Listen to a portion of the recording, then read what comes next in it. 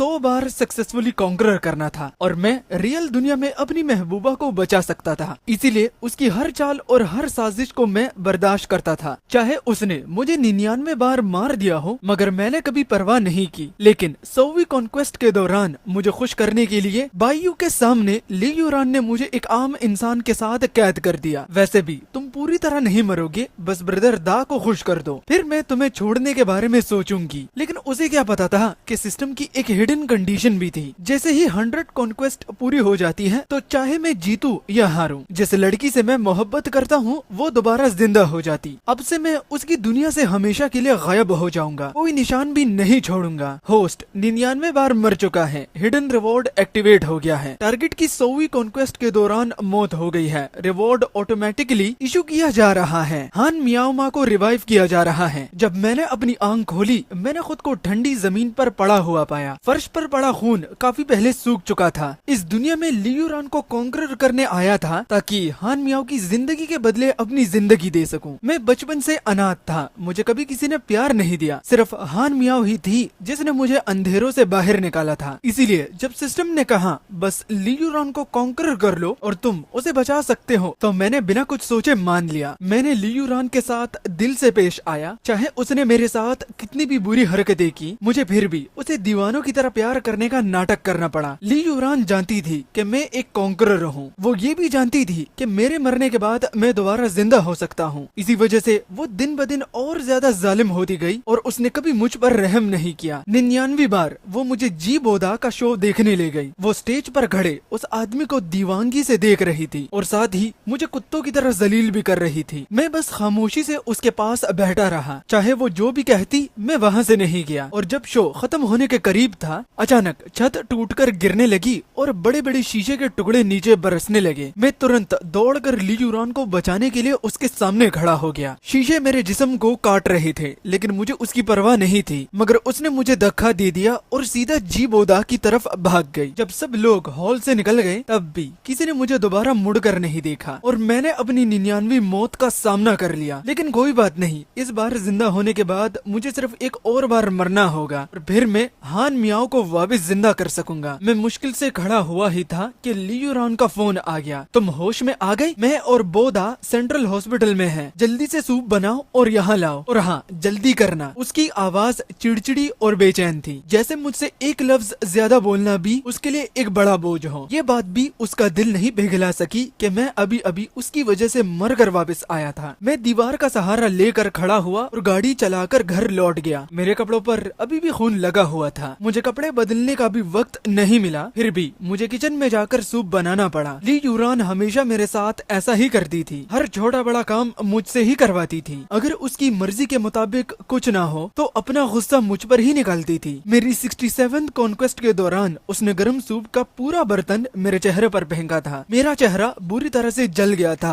और उस पर निशान भी रह गए थे, लेकिन उसे जरा भी अफसोस नहीं हुआ, बल्कि वो हंसकर बोली थी, इतनी फिक्र क्यों करते हो, वैसे भी अगली बार सब रिसेट हो जाएगा। जब मैं थर्मोस में सूप लेकर हॉस्पिटल पहुंचा, तब ली यूरान जी बोदा की देखभाल कर रही थी। जैसे ही उसने मुझे देखा, उसने अपनी बाहें सिकुड़ ली। तुमने कपड़े तक नहीं बदले? अगर तुम बैक्टीरिया लेकर आए हो तो? जी बोदा ने हल्की सी टपकी देकर ली यूरान को शांत किया और मेरी तरफ देखकर मुस्कुराने लगा। माफ करना, रुयान बस मेरी ज्यादा फिक्र करती है। जुबान से तो वो मेरी तरफदारी कर रहा था, लेकिन उसकी आंखों में छुपी हुई नफरत और चिड़चिड़ापन साफ नजर आ रहा था। ली यूरान ने तरमोस लिया, एक चम्मच सूप निकाला, उसे ठंडा किया और प्यार से जी बोदा के मुंह तक ले गई। जी बोदा ने 2-4 घूंट ही पिए थे कि अचानक जोर जोर से खांसने लगा। ली यूरान घबरा कर उसकी पीठ थपथपाने लगी। कई मिनट बाद उसकी सांस नॉर्मल हुई। फिर उसने सूप के बाउल की तरफ देखा और बावें चढ़ाई। मुझे धनिये से एलर्जी है। मैं वही खामोश खड़ा रहा और जी बोदा को देखता रहा। उसकी हर पसंद नापसंद मुझे उसके प्राइवेट डॉक्टर से भी ज्यादा याद थी। मुझे अच्छी तरह से पता था कि उसका धनिया से कोई भी लेना देना और एलर्जी नहीं है, लेकिन इस वक्त वो जिद करके कह रहा था कि उसे एलर्जी है और मैं कुछ भी नहीं कर सकता था। इतना सुनते ही ली यूरान पलट कर मेरी तरफ देखने लगी। उसकी नजरें इतनी ठंडी और खौफनाक थी जैसे बर्फ जम गई हो। गरम सूप का पूरा बाउल सीधा मेरे चेहरे पर फेंक दिया गया। क्या तुम बोदा को मारना चाहते हो? क्या तुम सोचते हो कि अगर वो मर गया तो तुम उसकी जगह ले सकते हो? जलता हुआ सूप मेरे चेहरे को ऐसे जला रहा था जैसे मेरी चमड़ी ही उतार देगा। मैं दर्द से दांत बिंच कर उठकर खड़ा रहा और बस धीरे से कहा, मुझे माफ कर दो, वैसे भी मैं जो कुछ भी कहता ली यूरान कभी मेरी बात पर यकीन नहीं करती। इससे अच्छा तो मैं जल्दी से उसके हाथों से मर जाऊं, कम से कम फिर मैं जल्दी अपनी असली दुनिया में लौट सकता हूँ। जी बोदा मेरी बदहाल हालत देखकर अंदर ही अंदर खुश हो रहा था, लेकिन अगले ही पल उसने मासूमियत का नकाब पहन लिया। उसने ली यूरान का हाथ पकड़कर कहा, छोड़ो ना रुयान, चेंग यान ने शायद जानबूझकर नहीं किया। ली यूरान ने मुझे ठंडी नजर से देखा, सब जल्दी से साफ करो। मैं घुटनों के बल बैठ गया। मेरी हथेलियां पहले से ही शीशे के टुकड़ों से कटी हुई थी, लेकिन अब मुझे दर्द का एहसास ही नहीं हो रहा था। मैं नंगे हाथों से सारी गंदगी साफ करने लगा। पता नहीं क्यों अचानक ली यूरान को गुस्सा आ गया। उसने जोर से मेरा हाथ पकड़कर मुझे खड़ा कर दिया। तुम्हें कोई औजार इस्तेमाल करना नहीं आता? ये बेचारा बनने का नाटक किसको दिखा रहे हो? फिर उसने मुझे एक तरफ खींच लिया और नर्स को बुलाकर सफाई करवा दी। जी बोधा ने देखा कि ली यूरान मेरे पास खड़ी है तो उसने हल्की सी बावें से कोड़ी, जैसे उसे कुछ याद आ गया हो।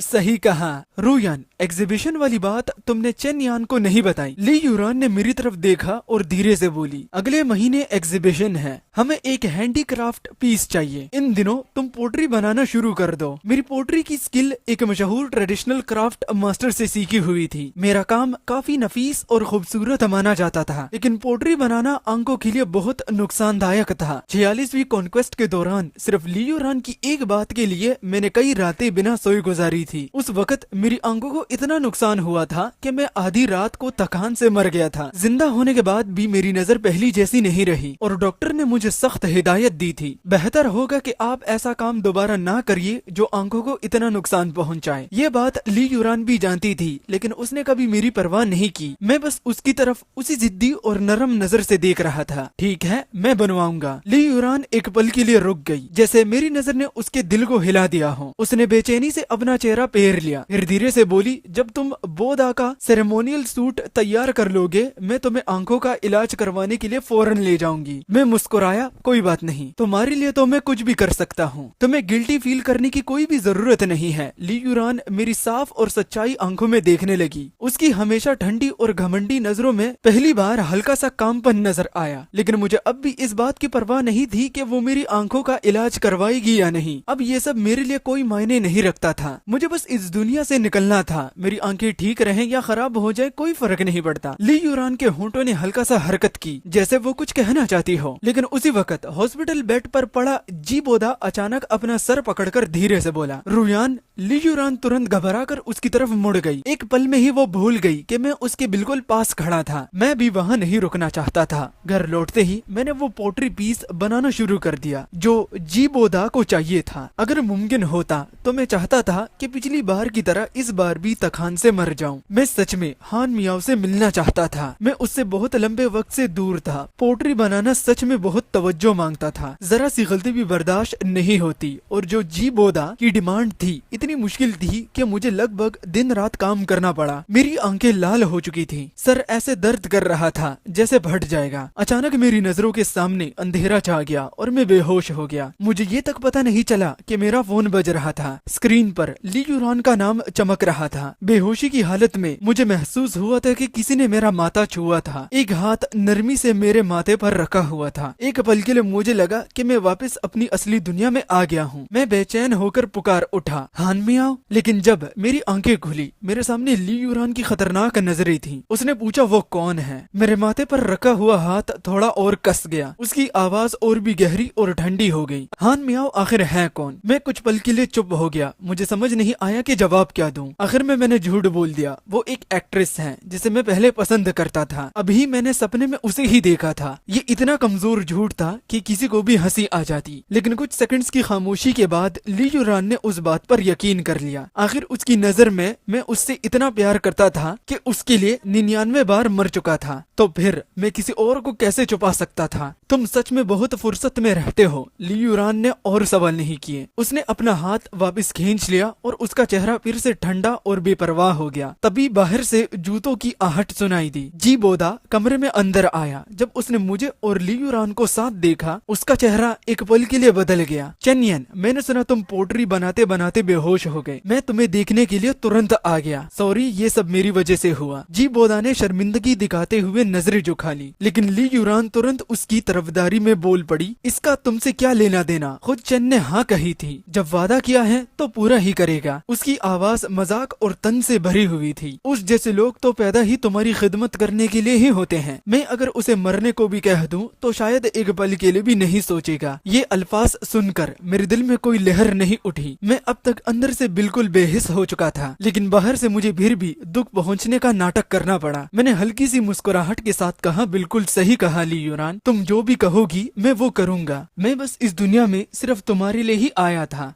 मेरी बात सुनते ही ली यूरान की आंखें हल्की सी सिकुड़ गई, जैसे वो अचानक घबरा गई हो। उसने तुरंत जी बोधा को साथ लिया और वहाँ से चली गई। जाते वक्त सिर्फ इतना कहा, वो पोट्री पीस अपनी हैसियत के मुताबिक बनाना। क्या तुम सच में अपनी जान डालने वाले हो? ये बात काफी अजीब थी। पहले तो उसे मेरी जिंदगी या मौत से कोई मतलब ही नहीं होता था। मैंने सिर्फ सिर हिला दिया और ज्यादा सोचना छोड़ दिया। मुझे जितनी जल्दी हो सके मरना था और मुझे पता था कि ये मौका जी बोधा जरूर देगा। बाहर से वो शरीफ, साफ सुथरा और धूप जैसा मुस्कुराता हुआ लगता था, लेकिन असल में वो बहुत ही जालिम और कंजूस है और खुदगर्ज भी। जुबान से कहता है कि वो ली यूरान का भाई जैसा दोस्त बनना चाहता है, लेकिन जो भी उसके करीब आता वो चुपके चुपके उसकी जिंदगी बर्बाद कर देता। जब मेरी तबीयत थोड़ी संभाली और मैं उठा, तब मुझे पता चला कि मैं ली यूरान की यॉट पर हूँ। मैं कमरे से बाहर निकला और देखा कि ली यूरान और उसके दोस्त पास ही पार्टी कर रहे थे। मैं जहाज के अगले हिस्से पर जाकर समुद्र की तरफ देखने लगा। हान मिया की याद हर पल और ज्यादा गहरी होती जा रही थी। तभी एक आवाज आई, चेन्यान तुम यहाँ हो? जी बोधा हाथ में वाइन का गिलास लिए मुस्कुराता हुआ मेरी तरफ आया, लेकिन उस मुस्कुराहट में साफ जहर छुपा हुआ था। लगता है तुम्हारी चालें पहले से बेहतर हो गई हैं। आजकल ली यूरान तुम्हारे साथ काफी नरम हो गई है, लेकिन अगर तुम सोचते हो कि तुम उसे मुझसे छीन लोगे तो तुम अभी भी उसके लायक नहीं हो। तुम्हें वाकई में लगता है कि वो तुमसे प्यार करती है? बस मैं एक इशारा कर दूं और ली यूरान तुम्हें तुरंत छोड़ देगी। ये कहते हुए जी बोधा धीरे धीरे यॉट की रेलिंग के पास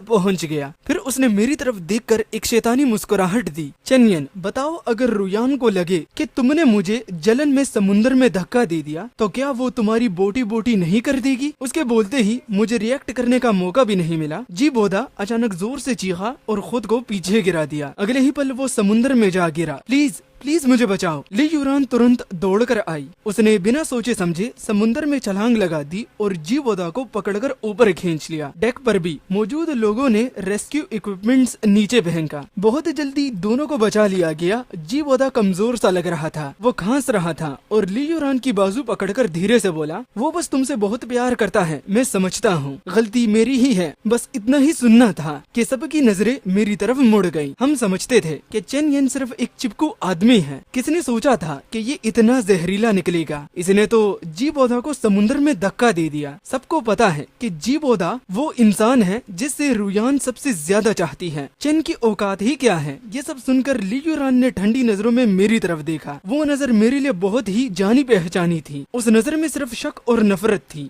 किसने तुम्हें हिम्मत दी कि तुम जी बोधा को हाथ लगाओ? लगता है आजकल मैं तुम्हारे साथ कुछ ज्यादा ही नरमी से पेश आ रही थी। मैंने उसकी बात सुनी और दिल में हल्की सी मुस्कुराहट उभर आई। हाँ, सब कुछ खत्म होने वाला था। जब ये सब कुछ खत्म होगा मैं आखिरकार हान मिया से मिल पाऊंगा। लेकिन ली यूरान को लगा कि मैं फिर से कोई नया ड्रामा कर रहा हूँ।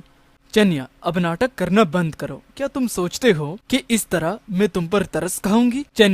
चन्या, मैं पानी के नीचे बिल्कुल हिला तक नहीं। कोई जल्दी पानी निकालो। फिर मैं एक बहुत ही लंबा ख्वाब देखने लगा। मैंने देखा कि मेरा और हान का कभी एक्सीडेंट ही नहीं हुआ। हम शादी करते हैं, हमारे बच्चे होते हैं और हम 3 लोगों का छोटा सा परिवार सुकून और खुशियों के साथ हर मौसम गुजार रहा है। लेकिन जब मेरी आंख खुली, मेरे सामने फिर भी ली यूरान ही खड़ी थी। मैं मायूसी से नजरें झुका गया तो अभी भी सब खत्म नहीं हुआ था। चन्या, तुम वाकई बहुत चालाक हो। पहले तुमने बोधा को समंदर में गिराया और फिर खुद मरने का नाटक करने लगे। क्या तुम चाहते हो कि मैं तुम्हारे लिए दुख महसूस करूं? मैं धीरे से बोला, नहीं रुयान, मैं बस नहीं जानता कि अब क्या करूं। मेरी थकी हुई और बेबसी भरी शक्ल देखकर ली यूरान कुछ पल के लिए चुप हो गई। उसे लगा कि मैं उससे इतना प्यार करता हूँ कि मेरे पास बहस करने की भी ताकत नहीं बची। फिर वो बोली, बोधा तुम्हें माफ कर सकता है, बस उनके ग्रुप का एक एक्सपेरिमेंट चल रहा है। उसके लिए किसी को 1 दिन तक एक कैदी के साथ अकेला रहना होगा। फिक्र मत करो, सारी सेफ्टी अरेंजमेंट है, तुम्हें कुछ नहीं होगा। जब मैंने कोई जवाब नहीं दिया, लियूरान को लगा कि मैं मना कर रहा हूँ। वो बेचैन होकर और कुछ कहनी ही वाली थी कि मैंने उसकी बात काट दी। मैं जाऊंगा रुयान, तुम्हारे लिए मैं कुछ भी कर सकता हूँ। जब से मैंने लियूरान को पहली बार देखा था, मैं हमेशा उसके साथ इसी तरह नरम और मोहब्बत भरा रहता था, जैसे मेरी पूरी दुनिया सिर्फ उसके गिर्द घूमती हो। लियूरान